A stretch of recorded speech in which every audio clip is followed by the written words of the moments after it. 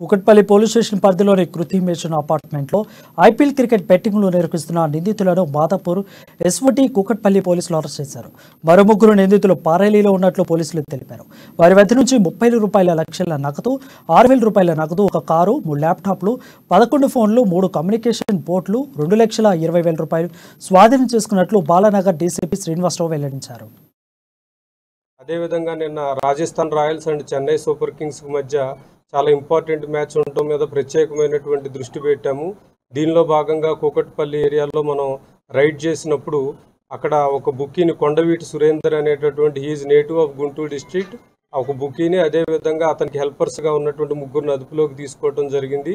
వీరి దగ్గర నుంచి 30,60,000 క్యాష్ ఒకటి రికవరీ చేయడం జరిగింది.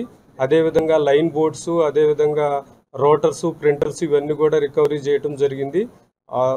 అందరికీ కూడా మేము రిక్వెస్ట్ చేస్తూ ఉన్నాం, ఇట్లాంటి ట్రాప్స్లోకి వెళ్ళి అనవసరంగా మీరు మనీని వేస్ట్ చేసుకోవద్దు. ఖచ్చితంగా వీటి మీద ప్రత్యేకమైన దృష్టి సారించాము. ఇక ముందు కూడా ఇంకా రైడ్స్ జరుగుతూనే ఉంటాయి. బుకీస్ అందరూ కూడా ఇప్పుడు మనకు దొరుకుతున్న వాళ్ళందరూ కూడా నెట్వర్క్ ఉంది. ఒక నెట్వర్క్ నుంచి ఇంకో నెట్వర్క్కి అందరూ కనెక్షన్ వల్లే మనకు కంటిన్యూస్గా రికవర్ అవుతున్నాయి. ఈ మొత్తం ఆపరేషన్ని సక్సెస్ఫుల్గా లీడ్ చేసినటువంటి